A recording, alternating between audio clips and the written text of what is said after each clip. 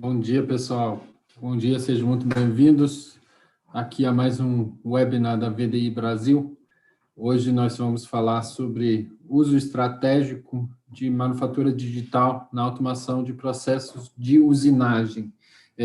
Quem acompanhou a nossa série sobre tecnologias digitais em indústria 4.0 sabe que nós estamos dando continuidade hoje a um assunto que surgiu no nosso webinar passado com os colegas da GROB, que falaram desse projeto em conjunto com a FCA de comissionamento virtual. E hoje nós convidamos, então, o Diego Prats, mais uma vez, da FCA, para dar um pouco mais de contexto, né, de como essa questão do comissionamento virtual de células produtivas está se inserindo, né, num projeto estratégico maior de manufatura digital.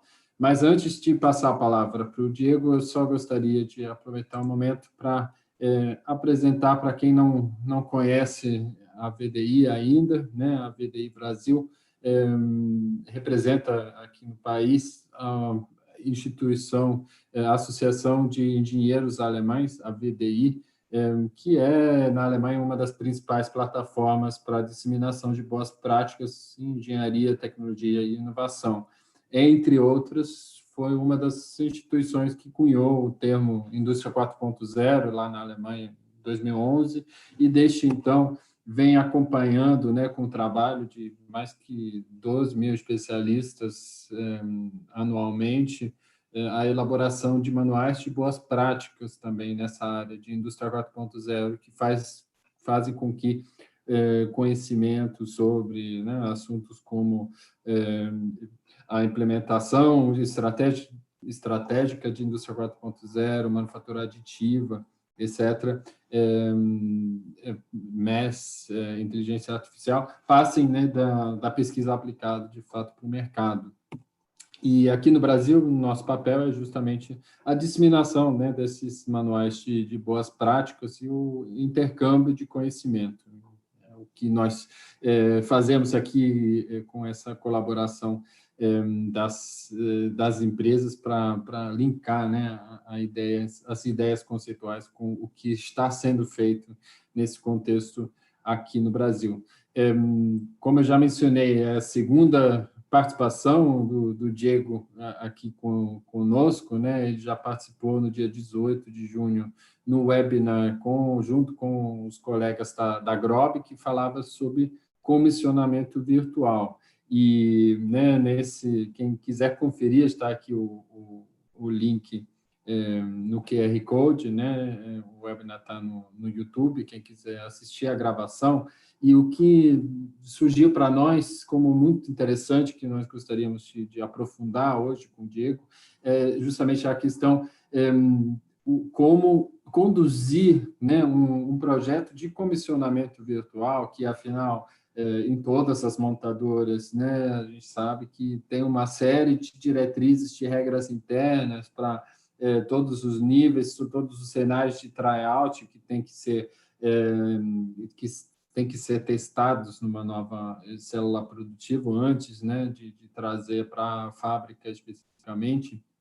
Então, para nós foi muito interessante observar o que está por trás, no caso da FCA, né, o que permitiu que você adequasse essa fase de tryout e todas essas diretrizes internas à transferência desses passos do comissionamento para o ambiente virtual, né, como vocês conseguem ver no outro webinar, quem quiser conferir depois. Mas com isso, com esses recados dados, né, com essa contextualização, eu passo agora a palavra, não só a palavra, como também o controle da tela aqui, para o Diego Prats, da FCA, que vai nos apresentar em mais detalhe como esse assunto foi conduzido dentro da companhia. Diego, primeiramente, muito obrigado pela sua participação aqui conosco mais uma vez. Bom dia, Johannes.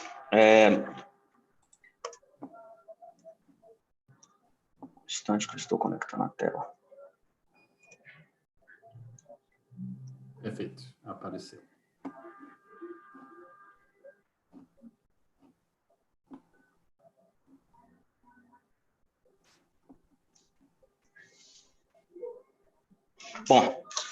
Bom dia a todos que estão conectados. Bom dia mais uma vez, Johannes. Obrigado pelo esse convite. Para mim é um motivo de grande satisfação estar participando mais uma vez de um webinar promovido pela VDI. Farei uma rápida apresentação de meu histórico profissional. Eu trabalho no Grupo Fiat há 14 anos. Durante esse período fiz um giro por diferentes áreas da empresa. Hoje ocupo o cargo de coordenador de engenharia de manufatura na Powertrain, na diretoria industrial Powertrain. Mais especificamente para as áreas de automação, layouts industriais e manufatura digital. Hoje nós falaremos sobre como usar estrategicamente a manufatura digital nas etapas de projeto, antes de projeto, melhor dizendo, conceito, passando para a instalação e comissionamento da automação de uma linha de usinagem. Mas antes, eu irei contextualizar as bases que nos permitiram estar onde estamos hoje. Antes de iniciar, gostaria de falar um pouco sobre o nosso grupo, a FCA. Nós somos uma empresa de presença global, né? Estamos aí representando 13 marcas, né? Aproximadamente 100 plantas ao redor do mundo, com abrangência de 130 mercados, mais de 190 mil colaboradores e 40 centros de pesquisa e desenvolvimento.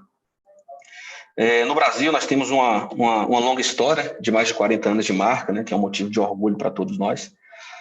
A FCA também abrange as marcas Jeep, Chrysler, Dodge e Ram, né, cujo portfólio vocês podem ver aqui nesse slide, que também já é conhecido por todos.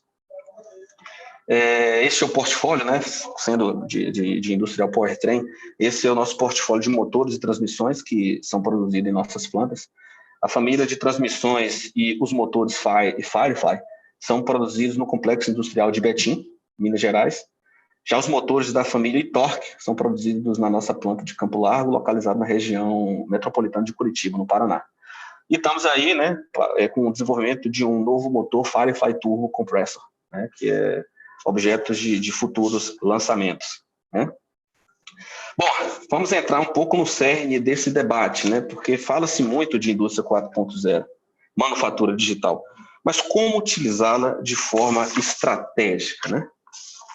Por mais que atualmente temos uma grande disponibilidade de novas tecnologias e uma quantidade de recursos nunca visto antes na nossa história, sob o ponto de vista de engenharia, somente conseguimos agir de maneira estratégica passando pela transformação das pessoas, né?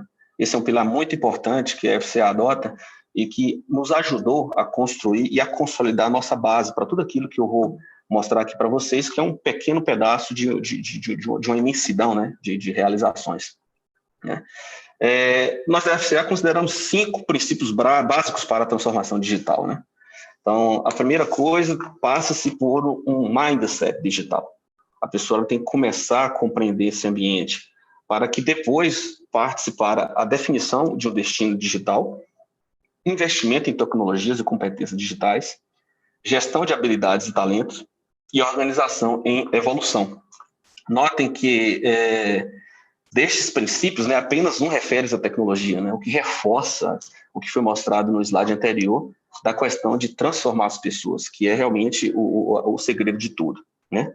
Uma vez que essa base está criada, que as pessoas estão incorporadas nesse ambiente, falar de indústria 4.0, e aqui eu só estou dando um passo atrás, e de estratégias de manufatura digital, que é uma porção da indústria 4.0, isso se torna mais simples, né? Na verdade, falar de indústria 4.0 não é mais uma novidade, né? Eu diria que, sob a ótica conceitual, trata-se de um conhecimento relativamente difundido. Então, não é meu objetivo aqui discorrer sobre esse assunto. Aqui vocês podem ver algumas das tecnologias que nós temos aplicações concretas nas nossas fábricas. Contudo, hoje os exemplos que vocês irão ver referem-se à manufatura digital. Então, até então, nós falamos do desenvolvimento de pessoas, né, de forma rápida. Foram citadas algumas tecnologias, mostrei no slide anterior, mas como traduzir isso para a realidade, né? Como trazer isso pelo chão de fábrica, né? A forma que nós temos adotado e que o time ele vem desenvolvendo de forma muito boa é a criação de um ecossistema de inovação, né? Uma vez que esse mindset ele já está consolidado, trazer universidades, trazer parceiros, startups, tudo isso possibilita, né, a realização e a implementação de processos produtivos dentro do nosso chão de fábrica, né? Todo esse ecossistema de inovação, ele vai, de alguma maneira, resultar para isso, né?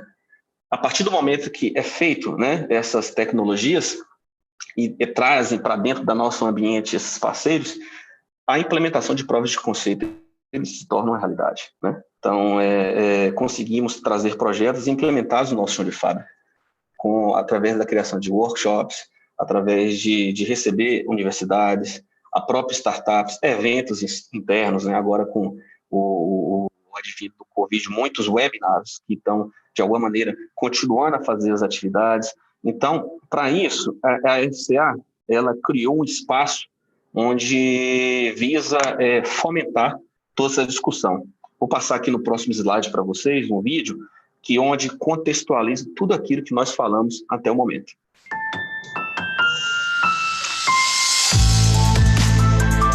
Explorar oportunidades, conectar pontos, criar soluções para melhorar cada vez mais o nosso jeito de produzir. O World Class Center é o novo centro de inovação da Fiat Chrysler Automóveis na América Latina. Aqui, as tecnologias da indústria 4.0 são os indutores das mudanças. É um espaço de inovação aberta que reúne startups, centros de pesquisa, universidades e a nossa cadeia de fornecedores. Juntos vamos criar e colocar em prática projetos para desenvolver novos processos cada vez mais eficientes. Para tornar possível essas transformações, o World Class Center possui uma estrutura dinâmica, capaz de conectar pessoas às tecnologias mais inovadoras no mundo.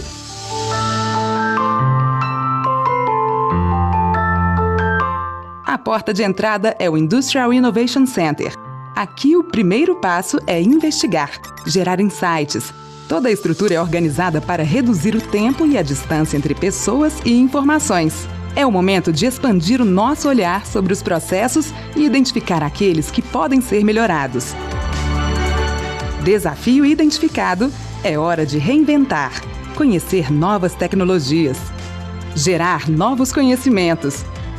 Para isso, times multidisciplinares compartilham aprendizados em movimentos de convergência e divergência. Solução encontrada, o próximo estágio é realizar a prova de conceito. Uma simulação em escala reduzida para identificar se a tecnologia é viável ou não localmente. Aqui, a inovação traz o futuro. No Workplace Integration, o desafio é conectar soluções já testadas e aprovadas às plataformas de produção dos novos modelos. Tudo é sincronizado para garantir que, a cada lançamento, sistemas de produção inovadores garantam mais qualidade e competitividade. Com os avanços da indústria 4.0, novas habilidades e competências tornam-se necessárias. O Process Center é o espaço-chave para formar pessoas. Em uma mini linha de montagem, são realizados treinamentos para compartilhar conhecimentos e ferramentas, integrando metodologia, tecnologia e pessoas. O World Class Center, um espaço para inovar e multiplicar resultados. Aqui, as pessoas fazem da FCA uma empresa em constante evolução e movimento.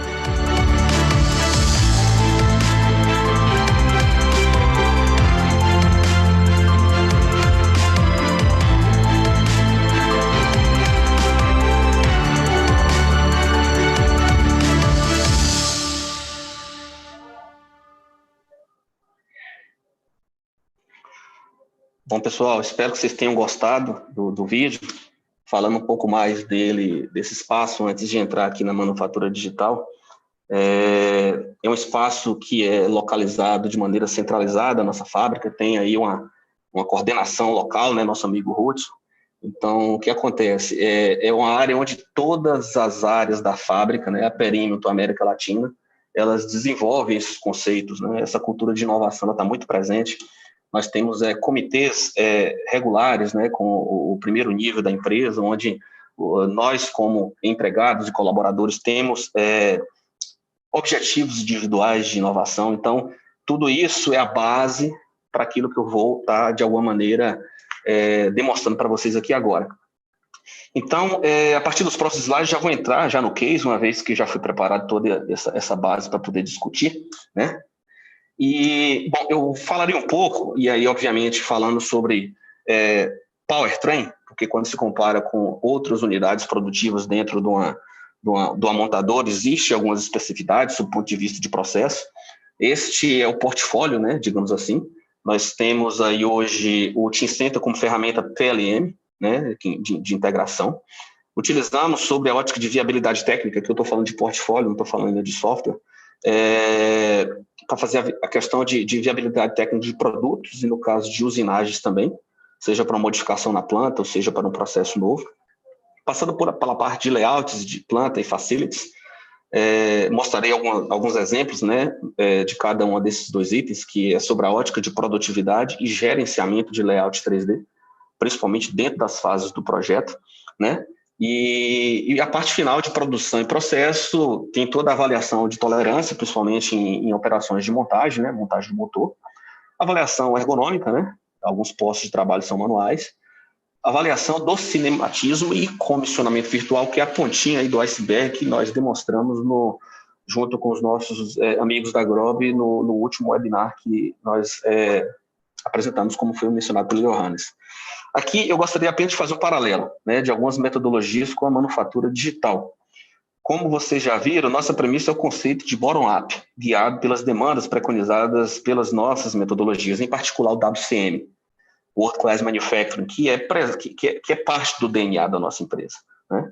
Então, o WCM ele é um assunto bastante vasto, porém, como engenharia de manufatura, eu gostaria de destacar, porque faz todo sentido nesse caso aqui, o pilar EM, Early Equipment Management, que é o trabalho, né, que é a gestão preventiva de equipamentos, que é o trabalho, basicamente, da engenharia, né?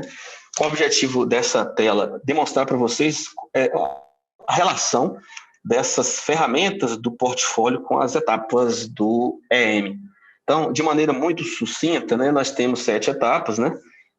Alguns marcos que determinam o avanço de uma etapa para outra, né? A primeira é a aprovação do investimento, depois a segunda, a emissão do pedido de compra, depois a parte de co-design e projeto, no quarto seria a construção e aprovação do equipamento na casa do fornecedor, passando pelo 5, que é a instalação na planta do cliente, a aprovação na planta e a aprovação final, né? Digamos assim, que seria o Step 7. Então, a grande vantagem, e eu diria que pré-requisito para se obter sucesso através de manufatura digital, é a utilização dessas ferramentas no tempo correto do projeto.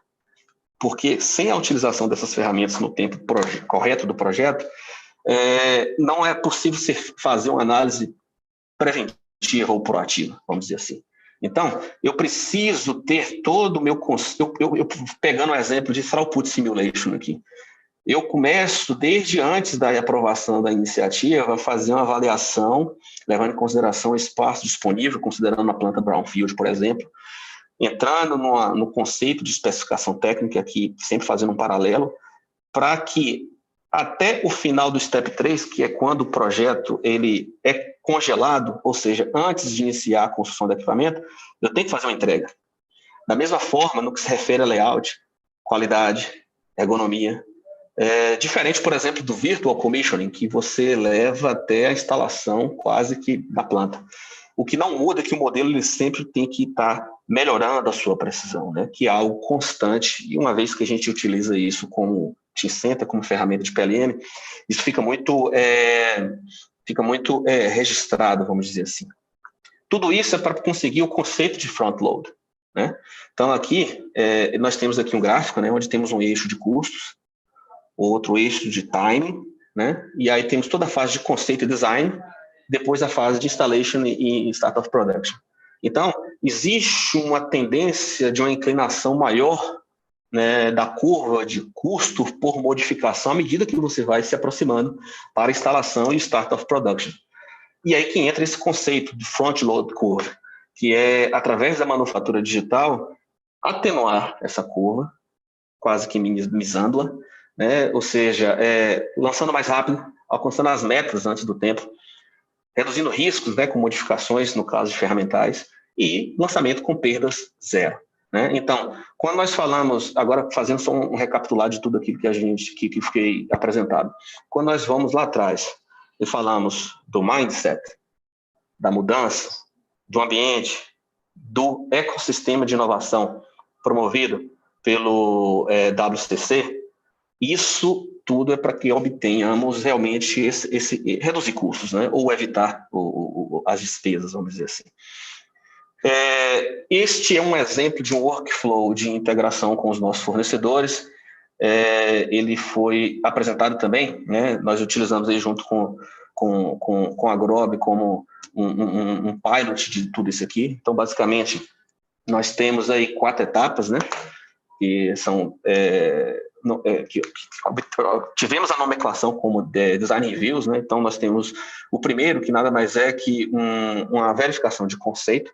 Então, naquele momento, todo o time se reúne para verificar todas as premissas do projeto, quais são as bases daquilo que o WCM solicita, seja por uma ótica de AM, uma ótica de PM, tudo isso fazendo um loop dentro do Team Center, né? Ou seja, existe um link direto com os fornecedores, né? Passando para uma etapa de detalhamento de projeto, assim que esse conceito ele é aprovado, onde já entra mais num detalhe de dimensional, onde já consegue fazer uma avaliação mais precisa de interferências, que é um capítulo muito interessante e importante, considerando uma planta brownfield, conforme mostrarei a seguir, passando para uma terceira etapa, que seria onde se dá a cinemática desse processo, né? E aí já começa ali a desenhar algumas movimentações. É possível verificar o tempo ciclo, uma vez que utilizando o software é possível estar incorporando todo o motion parameters de um robô, por exemplo, para verificar realmente qual é o padrão de comportamento, qual a configuração ideal do conjunto de porta-cabos de um robô, por exemplo, né? E partindo para a parte final, que é a cerejinha no bolo, vamos dizer assim, que é o comissionamento virtual, que é, com a base dos steps anteriores, validar o equipamento sob a ótica de funcionamento, ou seja, realmente o código de PLC que está promovendo a atuação de atuadores e sensores, porém que, obviamente, eles são virtuais, eles não são físicos. Então, tudo isso ele vem com o objetivo de atenuar aquela curva, né? Para isso, eu queria demonstrar para vocês um primeiro exemplo que é relacionado à simulação de produtividade, ou throughput. Então, aqui nós temos aqui uma vista de cima de uma planta, onde são posicionadas algumas máquinas, né? E você tem ali movimentações, né? Nesse caso aqui são robôs, e aí, obviamente, que está numa escala, num timestamp um pouco mais avançado, por isso que vocês estão vendo mexendo da forma rápida, onde é possível verificar a questão da produtividade. Então, por exemplo, cada máquina ela tem um tempo ciclo, obviamente, tem uma estatística de falha, ela pode eventualmente ter um setup, pode ter uma troca de ferramenta, e o combinado de várias máquinas e com a automação que tem todo esse comportamento, ele gera um impacto na produtividade horária, né? Então, nesse caso aqui, vocês podem observar que existe um círculo vermelho, né, no interior da máquina, quando estamos simulando a quebra, né? Então, qual é o comportamento disso, né? Qual é a base de dados que se usa, né? Podemos usar a base de dados, a primeira avaliação que é feita é a base de dados dos fornecedores, né? Quando o projeto ele já é aprovado. Mas a avaliação prévia, ela é feita com o histórico da nossa planta, né?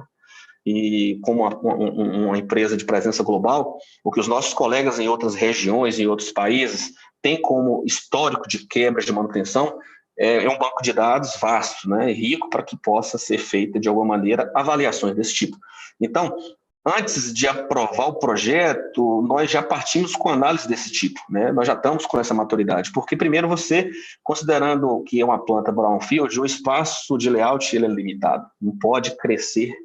Então, é preciso verificar se a configuração da forma que é mais otimizada, ela vai, de alguma maneira, garantir para um fluxo de processo ou um fluxo de automação. Partindo para o próximo exemplo que eu gostaria de trazer para vocês, isso aqui também é um exemplo interessante de layout que foi desenvolvido antes da aprovação de investimentos, né? Levando em consideração a biblioteca digital que é desenvolvida, né, dos projetos passados, dos projetos anteriores. Observe que existe muita estrutura de barramentos, né? Muita estrutura de coolant, né? Estamos falando de uma linha de usinagem, ar comprimido, iluminação. Então, o conhecimento prévio, né, dessas informações e que serve como base para a construção de um projeto, né, de forma mais racional, isso vem de encontro com aquilo que foi mencionado anteriormente, que é a questão da curva. E isso, ela não se resume somente a essa avaliação. Vocês podem observar que existem alguns meios de içamento aqui, ó, para acesso à manutenção, como é feito para a rua, né, alguns ensaios, né, de realidades imersivas, né, vamos dizer assim, elas podem, de alguma maneira, vir para poder agregar de forma positiva essa avaliação. E tudo isso ela vem para poder minimizar e para ter mais assertividade para o projeto. Contudo, todos nós sabemos que todo equipamento, e aqui nós estamos falando de uma planta que tem equipamento de diversos fornecedores, toda a mecânica por si só, ela existe uma tolerância, né? E somado com um nivelamento, né, de um piso ou uma dilatação de uma estrutura de galpão igual ao nosso, faz sentido, em algumas etapas, né, posteriores, realizar escaneamento 3D, onde com isso é possível realmente fazer um mix, né, de tudo aquilo que o fornecedor ele insere dentro do Team Center, seguindo aquele workflow que foi apresentado anteriormente, para uma estrutura de nuvem de pontos através de escaneamento 3D. Né? E, além disso, é possível ser feito a própria simulação de cinemática dentro desse ambiente. Eu vou interromper a minha fala para vocês escutarem o som, observe. Então, notem que exemplos como esse foi possível de ser detectado na fase de projeto, né? E à medida que esse legado ele vai se enrobustecendo de maneira mais estruturada, você consegue trazer essas capturas para as fases mais interiores primárias do projeto, né? Falando um pouco sobre aquilo que foi falado anteriormente. E aí, só alguns números, né? Então, com isso é possível determinar a altura, verificar um determinado alcance de um tucho de um gantry, fazer um deslocamento de uma tubulação de coolant, igual mencionado anteriormente. Então, tudo isso gerou um resultado positivo para nós, né? Igual está demonstrando aqui na tela, né? Onde foi feita a verificação de interferência com alguns equipamentos, né? Uma vez que trata-se de uma planta brownfield. Um outro exemplo que eu gostaria de trazer aqui para vocês um dos benefícios desse mindset, né, desse ecossistema e das pessoas estarem com isso. Aqui nós recebemos, né, do fornecedor o primeiro projeto, vamos dizer assim, de uma esteira, né, onde isso que vocês estão vendo é a visão através de um óculos, né, de realidade virtual, e aí é uma análise muito poderosa, porque nós estamos falando de uma escala 1:1, nós estamos falando de uma imersão que dá a possibilidade de obter mais insights de quando se comparado a desenhos, né? Então, o nosso time ele consegue fazer diversas avaliações, consegue, junto com o time de multifuncional de WCM, de planta, de manutenção, de engenharia de qualidade, fazer determinadas aprovações, reprovações ou pontos de melhoria dentro da fase de projeto, né? Que é aquilo que eu estou tentando demonstrar aqui para vocês, né? Então, isso aqui é um exemplo de uma sessão que foi realizada, né, anteriormente, né, durante uma determinada fase. E o que é interessante de mencionar, já passando para frente, é que o projeto ele sofre revisões, né? Então, aqui tem um exemplo, né, dessa esteira propriamente dita, onde, se vocês observarem no canto direito, né, da tela, nós temos basicamente 5 revisões, e notem que houveram modificações dessas revisões, desse projeto ao longo do tempo. Então, é uma ferramenta onde o mindset ele vai fazer a diferença, né? Porque a pessoa realmente tem que pensar de forma diferente com relação a isso. E aqui à esquerda existe o time multifuncional que trabalhou com isso, né? Como eu falei, engenharia, planta, qualidade, manutenção. Então, cada um dentro da sua disciplina consegue colaborar de forma proativa, ou preventiva, dependendo da fase do projeto, para que o equipamento ele chegue na planta e não exista a necessidade dessa curva, né, tão inclinada com relação a custo, né? E aqui é um exemplo final, né, que basicamente foi aquilo que foi demonstrado no primeiro webinar, junto com os nossos parceiros da Grob. Tudo isso culmina para a avaliação daquela etapa final, que é de comissionamento virtual. Eu não sei se vocês lembram, né, conforme mencionado anteriormente, uma das etapas do EM, né, WCM, nós temos toda a parte de instalação e depois tryout, né, na casa do fornecedor. É possível, nós tivemos a oportunidade, para ser mais exato, de receber, né, em antecedência o código de PLC, né, e aí juntamente com toda essa estrutura, e realizar um tryout virtual, um virtual pre-acceptance test, digamos assim. Isso faz com que minimize, né, tempo, né, de colocação em funcionamento, alguns comentários, observações, principalmente sobre a ótica normativa, eles podem ser feitos antecipadamente, né? Não necessariamente precisa ser feito na hora, então isso aqui minimiza. Esse aqui é um exemplo de fornecedor nacional. Agora imagine de fornecedores internacionais, onde toda uma comitiva do nosso time tem que precisar sair daqui para poder viajar. O grande desafio para isso tudo aqui é que nem todos estão preparados para isso, né? Nem todo fornecedor está preparado para isso, porque existe todo esse processo, né? O mindset, vai ter uma parte de investimentos em software e hardware, que isso aí não tem jeito, mas ele primeiro passa com as pessoas, só para salientar esse assunto para vocês, né? Eu gostaria aqui de fazer algumas considerações finais, né? Que basicamente é um resumo de tudo aquilo que foi feito, né? Uso estratégia da manufatura digital, mais uma vez, eu sempre eu insisti bastante nessa parte, porque realmente faz toda a diferença, que é a mudança das pessoas, né? Essa criação do ecossistema, ela resulta em um ambiente fértil para redução de custos. Nós precisamos aplicar as técnicas de manufatura digital de forma proativa e preventiva. Isso aí é apenas um aprendizado que no início, até porque existe uma curva de aprendizado, passa-se por um momento reativo, né? Mas aí à medida que a maturidade ela vai avançando, consegue-se fazer essa aplicação de forma proativa, ou seja, antes dos eventos acontecerem, né? É muito importante o desenvolvimento de fornecedores estratégicos, né? Isso está intimamente ligado ao sucesso da aplicação, porque o tempo de resposta ele tem que ser condizente com o tempo do projeto. Basicamente, se esses insights não ocorrerem no projeto, vai andar, né? É assim que funciona, digamos, a depender do time, né? Evitamos alguns custos de modificações, né? Conforme alguns exemplos pontuais, né? Porque é muito vasto e o tempo aqui também precisamos abrir um momento para poder interagir, né, com o público. A biblioteca digital ela torna um legado para a organização, então não só para a engenharia, ou seja, não só para a utilização para estudos avançados de construção de novas plantas, mas para treinamento. Eu posso colocar, porque a tela de HMI é a mesma tela com os mesmos comandos de uma tela física, então existe a possibilidade dessa interação no momento prévio, antes da pessoa ou da pessoa que irá operar, para poder ter acesso ao equipamento. Assim como a manutenção, né?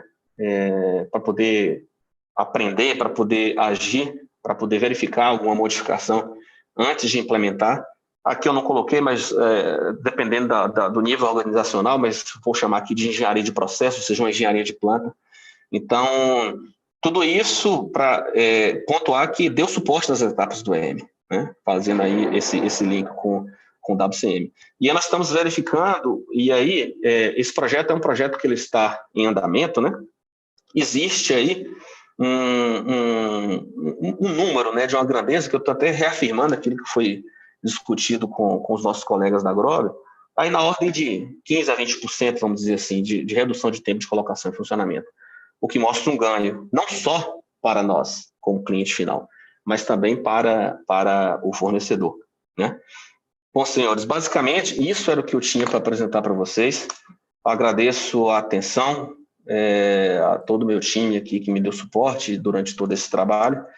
E passo a palavra aí para o Johannes e, eventualmente, ficarei feliz em responder algum questionamento. Perfeito, muito bom, muito bom. Obrigado, Diego. Foi muito interessante, principalmente a gente já vem falando sobre isso, mas sobre essa relação do WCM com a indústria 4.0. Eu acho que você demonstrou muito bem que, né, o WCM, afinal, ele contribui para a prontidão para a indústria 4.0, né? Acho que a grande essência que a gente sempre vem destacando é que a gente fala de indústria 4.0 efetivamente quando você tem integração das cadeias de valor, né? E acho que, né, fica claro como essas plataformas multidisciplinares, essa mudança de mindset, né? Todas essas mudanças organizacionais e culturais que o WCM implementa dentro da companhia, né, contribuem para aumentar essa prontidão para se inserir nesses arranjos de indústria 4.0 e, de fato, né, começar a avançar para um arranjo de colaboração digital com a Grob, né, dentro de um projeto de fato. Uma coisa que acho que seria interessante você comentar também é sobre a conexão que vocês tiveram, né, através do Team Center, mas pelo que eu vi, não foi tão simples adequar essa conexão em termos de segurança de dados, de segurança da conexão, né? Você quer comentar um pouco sobre isso? Qual foi a solução que vocês encontraram aí para essa conexão da planta de vocês com a planta da Grob para essa fase de tryout? Não, é claro, assim, isso é um trabalho em constante evolução, né? Mas no início foi um pouco complicado porque nós estamos falando de duas empresas e cada empresa ela tem as suas políticas de segurança sob o ponto de vista de infraestrutura. Então, iniciamos através de acesso via VPN mesmo, né? Onde criamos ali alguns usuários, né? Para usuários do domínio da FCA, né? Do domínio da Fiat para no caso dos fornecedores, no caso da Grob. E os computadores, eles tinham algumas premissas de segurança alinhados em ambas as equipes, né? Então, depois avançamos para uma conexão via VDI, né? Que seria um desktop virtual, vamos dizer assim, onde direto da casa, né, da Grob, nesse caso, né, do fornecedor, já que você mencionou, tinha-se acesso a uma máquina virtual aqui dentro da fábrica, né? Esse foi uma solução provisória até ser criado um link direto, um link ponta a ponta, né? Sobre a ótica de performance, porque o tempo de scan de PLC ele é muito mais rápido do que, às vezes, algum recurso de placa gráfica que pode se ter. Então, assim, foi um aprendizado muito constante nesse objetivo, e aí as duas equipes elas se esforçaram bastante para tentar fazer acontecer. Mas foi um período que eu diria muito considerável e relevante para que a gente pudesse fazer essa atividade. Perfeito. Duas perguntas aqui do Tarcísio. Primeira pergunta: os sistemas estão integrados de maneira a reduzir desperdícios? Por exemplo, quando você muda uma cota de um produto ou um layout. Ele é mudado nos sistemas e se você teria algum exemplo para essas mudanças? Tá. Vou falar um pouco de produto, né? Você, quando tem o Team Center, você tem toda a parte de TICAI, vamos dizer assim, né, que é o Team Center Engineering, que é tudo da nossa engenharia do produto, e você tem o Team Center Manufacturing, que é realmente aquilo que eu foquei na minha apresentação. Então, a grande vantagem que se faz quando você tem no Team Center, você tem uma árvore de produto, uma árvore de processo, vamos dizer assim, e uma work area. Então, vamos falar aqui em termos gerais. Você pode ter ali, eu mostrei alguns exemplos de layout 3D, né? Depois, alguns exemplos de cinemática, né? que foi a base para o comissionamento virtual, e, eventualmente, algum estudo, né, particular dentro de uma dessas 3 árvores. Se você faz alguma alteração no ambiente 3D, agora eu vou dar nome aos bois, né, vamos dizer assim, utilizando, por exemplo, o NX, né, no modo Line Designer. Se você faz alguma alteração de cota ou de posicionamento do layout, automaticamente você tem esse reflexo lá no ambiente de cinemática, que no caso seria o Process Simulate, ou vice-versa, para poder, de alguma forma, garantir essa conexão. Porque você trabalha hoje de forma standalone, não é estratégico, porque pensa comigo, vamos pegar um fluxo aqui simples, né? Um fluxo ultrapassado, essa é a forma que eu vou utilizar. Um determinado engenheiro recebe do fornecedor um arquivo. Normalmente, arquivos são grandes, né? Então isso é feito através de um site FTP, ou então, enfim, alguma estratégia de cloud. E aí, uma vez que esse engenheiro ele recebe esse arquivo, ele faz a distribuição dentro da engenharia ou dentro das pessoas da equipe para poder, de alguma maneira, fazer as observações. Depois você tem todo o fluxo inverso, então por que não utilizar o mesmo ambiente? E minimizar esse tempo. Então, a grande contribuição que nós tivemos nesse projeto, estamos tendo, na realidade, nesse projeto, nos últimos projetos que a gente tem feito, é exatamente essa integração. Entendi. Não, aqui, isso inclusive, é um dos conceitos principais, essa integração de engineering end-to-end, né? É um dos pilares aí de Indústria 4.0, muito bom. Correto. Segunda pergunta aqui do Tarcísio ainda. Como implementar soluções diferentes ou criativas diferentes dos templates digitalizados existentes? Existe algum processo tipo página em branco? Na realidade, o que acontece? O primeiro projeto, e esse não é o primeiro projeto que a gente faz, ele é sempre mais desafiador, porque você está criando do zero. Então, você precisa ter uma biblioteca digital antes de mais nada. Então, se você pega uma planta, né, com 20 anos de existência, por exemplo, 30 anos de existência, vamos colocar assim, dificilmente você vai ter uma biblioteca digital, uma biblioteca 3D para poder fazer aquilo. A partir do momento que você tem a disponibilidade dessa massa digital, você consegue fazer estudos. Então, não precisa ficar restrita a um template, né? Você tem uma área, você tem um perímetro e você consegue jogar com isso. Quando não se tem essa biblioteca digital, existe o artifício do escaneamento 3D, igual eu mostrei. Então, por exemplo, é uma planta brownfield, obviamente, pela a estrutura do galpão, a Fiat começou a atuar aqui no Brasil na década de 70. Então, você dificilmente vai ter, e não é estratégia, do meu ponto de vista, você sair escaneando tudo sem um propósito. Então, o que acontece? Você escaneia aquilo, levanta, e depois você coloca todo aquele 3D de um projeto novo ali dentro. Então, assim, essa questão do template, eu diria que ela é muito mais em função da sua necessidade. Porque senão você trava o sistema. E a partir do momento que você... a ferramenta ela tem que auxiliar e não ser o oposto, entendeu? Então, nós somos bastante livres com relação a isso. Legal. Muito bom. Próxima pergunta aqui do Nestor. Sobre o papel das pessoas, né? Acho que isso é uma coisa bem recorrente nas nossas discussões aqui sobre a indústria 4.0, né? E sobre o grau de automação, né?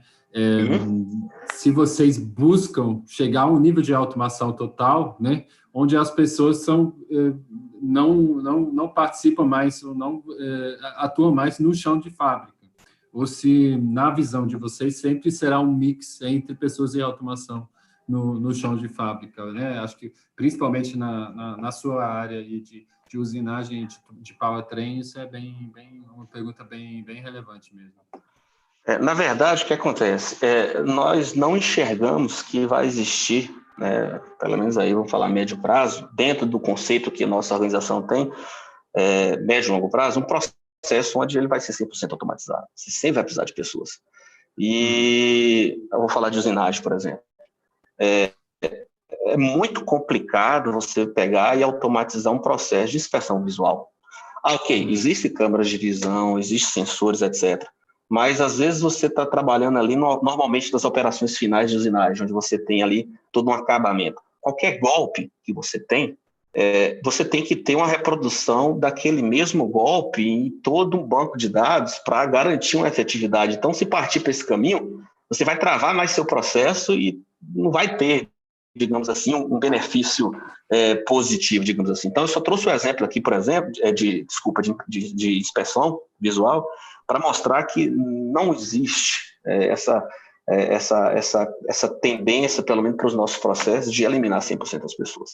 E outra, quando se fala de ecossistema de inovação e de mudança de mindset, a pessoa que hoje trabalha em contato com a máquina, né, um equipamento industrial, ela é uma pessoa que ela é naturalmente diferente daquela pessoa que trabalhava 30 anos atrás.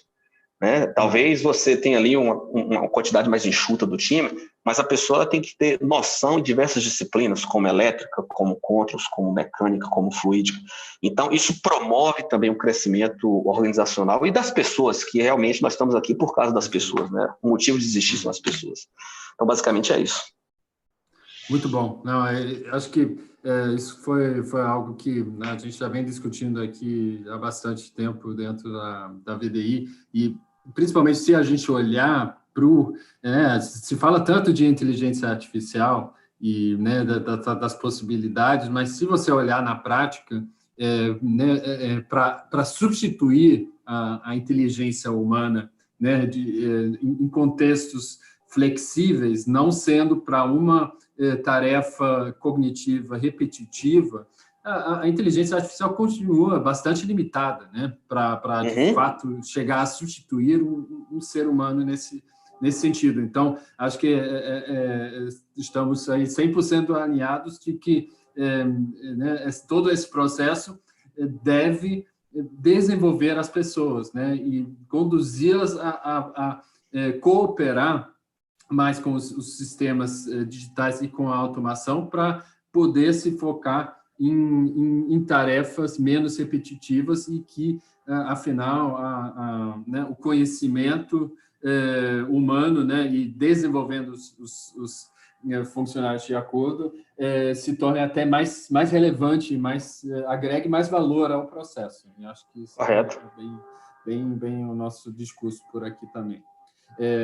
Mais uma questão do Néstor aqui, e fica aqui o convite a todos os demais também para postarem suas perguntas aqui na ferramenta Q&A, aqui embaixo na ferramenta na tela de vocês. A próxima pergunta do Néstor vai na questão da integração com fornecedores. Né, que você já destacou a importância dos fornecedores também dominarem a tecnologia para que possa acontecer a integração total dos dados, né, como você mencionou com o caso da Grob, com o piloto aí nesse contexto. Né. Como você está enxergando essa transformação digital na rede de fornecedores de vocês, e se vocês têm algum mecanismo ativo para auxiliar os fornecedores de alguma forma nessa caminhada? Isso eu diria que é o principal desafio, né? Porque, como eu falei anteriormente, tem a mudança da mentalidade e isso não acompanha para todas as empresas. O que a gente tem feito, e até por entender que nós temos aí uma maturidade, uma boa maturidade, até porque nós já estamos nessa estrada há longo tempo, nós tentamos colocar os nossos descritivos técnicos de tal forma a dar um nível de detalhe maior para que o fornecedor ele possa eventualmente se preparar, né? E também durante, né, as atividades, nós temos equipes internas, né? O nosso time de suporte aqui ele é muito bom, que consegue, de alguma maneira, literalmente, promover essa educação, vamos dizer assim, com os fornecedores, porque são poucos que tem esse tipo de acesso, né? E eu não estou falando a nível Brasil somente não, tá? Porque às vezes falam assim, não, Eu estou falando a nível de fornecedores da comunidade europeia. Então, tipo assim, existe uma dificuldade em algumas situações de ter um simples 3D. Então, tu passas por um processo muito complexo de estratégia, que é alinhar quais são os formatos recebíveis, qual é o padrão de formatação. Então, assim, isso é algo que é uma estrada ainda que eu diria que ela tá longa, né, para poder percorrer. O que nós fazemos aqui, basicamente, é 2 fornecedores estratégicos, né, que são fornecedores maiores, né, vamos falar aí um de montagem, outro de usinagem, e fornecedores que nós chamamos assim, que às vezes fornecem uma máquina, então vamos falar assim, a quantidade de lavadoras, quando comparado com a quantidade de usinagem, uma planta de usinagem, né, para quem realmente está familiarizado, ela é diferente, assim como operações de leak test. Então, às vezes você tem um fornecedor que vai fornecer uma máquina só, e é um fornecedor da Inglaterra, por exemplo. Não é estratégico tentar estabelecer um link de conexão com ele, né? Então, alguns recebíveis ou integráveis, né? Entregáveis, vamos dizer assim, dependendo do ponto de vista, ela vai ajudar. Então, assim, às vezes a gente utiliza algum recurso interno nosso para poder garantir e ter essa estrutura que eu mostrei aqui para vocês. Muito bom. Não, isso com certeza é a questão crucial, mas não sei se você concorda com o que a gente tem percebido, até através desse case da Grob também, que essa tendência agora, né, para muitas, claro, depende do tipo de produto que é fornecido, mas para esse caso da Grob, até de células produtivas, é um caminho sem volta, né? Se um fornecedor te oferece essa célula produtiva já com toda a parte de tryout, de acordo com os requisitos de vocês, né, em termos de tryout, comissionamento virtual, claro que isso passa a ser uma vantagem competitiva até para esse fornecedor, né, e que dificilmente vocês vão abrir mão dessa exigência para as próximas aquisições, né? Então, acho que até agora, turbinado pela pandemia, né, a gente vai ver alguns avanços bem significativos nessa área. Não sei se você concorda. Não, é um caminho sem volta, porque eu não vou nem falar na questão de abrir mão, porque o que acontece? Nosso processo ele é muito transparente no seguinte sentido: você tem uma parte no que se refere à econômica, né, negociação comercial, na qual a engenharia, né, a parte técnica não entra, e você tem a parte técnica. Não tem como a empresa ser competitiva sem isso aqui.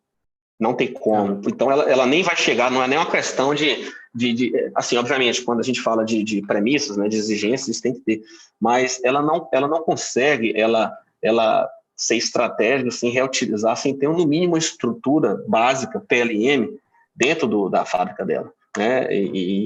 Então, assim, eu endosso o que você falou, concordo com o que você falou, realmente isso é um caminho sem volta. É igual a era aí da prancheta que mudou para o AutoCAD, vamos dizer assim, né?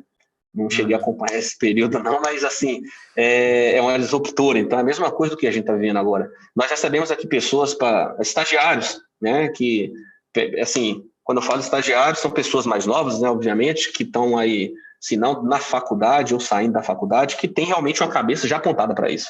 Então, por exemplo, os nossos pais tiveram uma certa dificuldade de lidar ali com o computador. A nossa geração, isso já é muito comum. Essa geração que está vindo, ela já está completamente atenada e direcionada para isso aqui.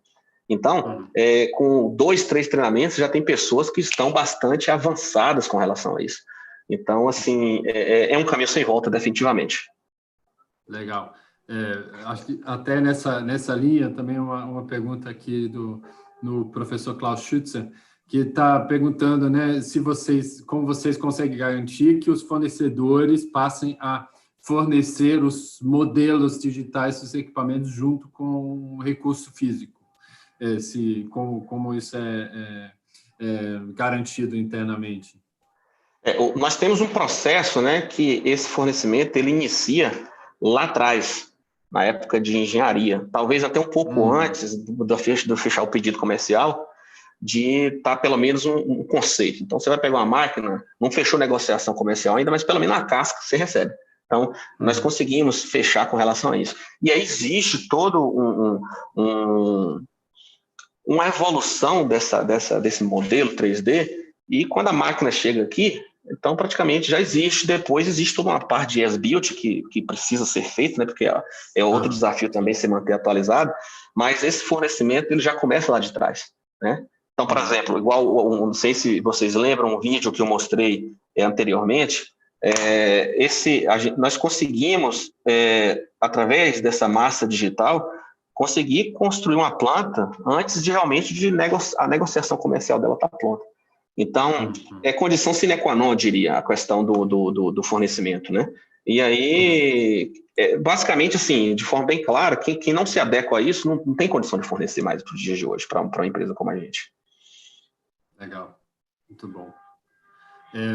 Vamos ainda, a gente tem mais 5 minutos aqui. Tem mais uma grande questão que é em termos de qualificações, né, de competências das pessoas dentro desse tipo de projeto.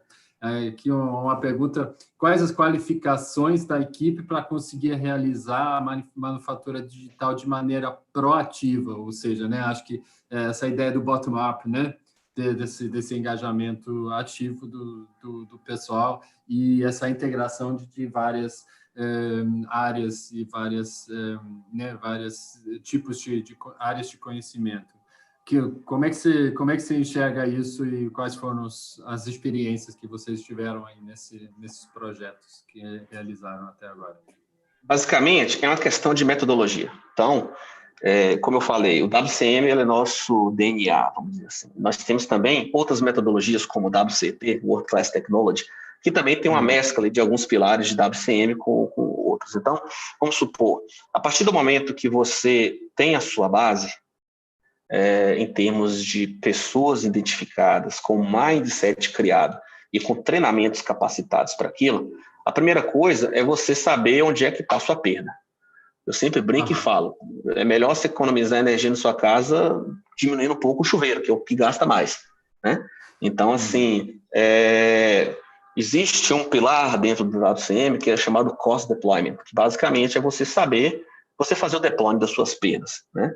Você não consegue reduzir ou economizar se você não sabe quanto você gasta. Então, eu consigo estratificar nos meus projetos anteriores se as perdas foram mais por perdas de produto, ou perdas de processo, ou perdas de manutenção, ou seja qual for a perda. E aí você classifica, né? Nós fazemos uma classificação de quais dessas perdas têm a maior relevância para que nos projetos futuros o treinamento já seja focado para essas perdas, consiga agir de forma proativa. Não sei se eu me fiz entender. Então, ela não passa somente com a manufatura digital isolada. A manufatura digital, ou essas ferramentas, elas nada mais são do que um suporte. Mas você precisa de uma bússola para te orientar. E aí, por isso que você precisa de todo um embasamento metodológico para isso.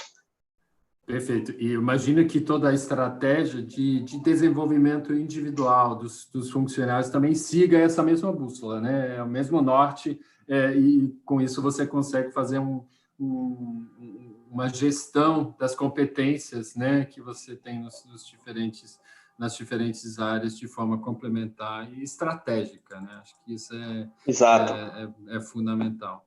Com certeza. Uma pergunta aqui, ainda rápida, do Tarcísio também, é sobre os protocolos de comunicação que são utilizados nos processos, se utilizam o PCUA. O que acontece? Hoje, quando a gente utiliza, vamos pegar aí de lá para trás, né, vamos dizer assim, né? Quando a gente começa todo esse processo, é feito um alinhamento metodológico, até um alinhamento de quais informações elas poderão ser trocadas.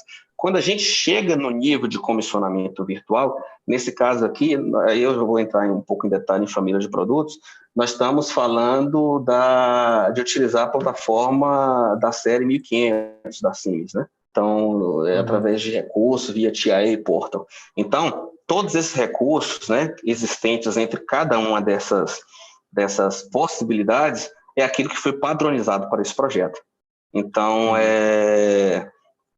isso vale para todos os fornecedores. Então, a gente utilizou seguindo um pouco mais essa linha, porque a gente entende que ela tem uma comunicação melhor com a família de produtos da Siemens, né? Isso aqui é uma solução Siemens, basicamente. Legal, muito bom. Muito obrigado, Diego. Acho que a gente está fechando aqui bem no tempo certo. Acho que foi muito rico essa visão sua, e eu já identifiquei aí alguns temas que vale muito a pena a gente aprofundar nos próximos webinars, né? O pessoal vai aqui ter um acesso depois também às informações que a gente disponibilizou hoje, e já vamos conversando sobre as próximas iniciativas aí em conjunto. Parabéns pelo trabalho que vocês estão desenvolvendo aí na Fiat. Então, muito obrigado, Diego, pela sua participação hoje, primeiramente, e muito obrigado a todos que nos assistiram hoje. Muito obrigado, Johannes. Estou à disposição. Um abraço a todos. Perfeito. Obrigado, pessoal. Um abraço e até a próxima.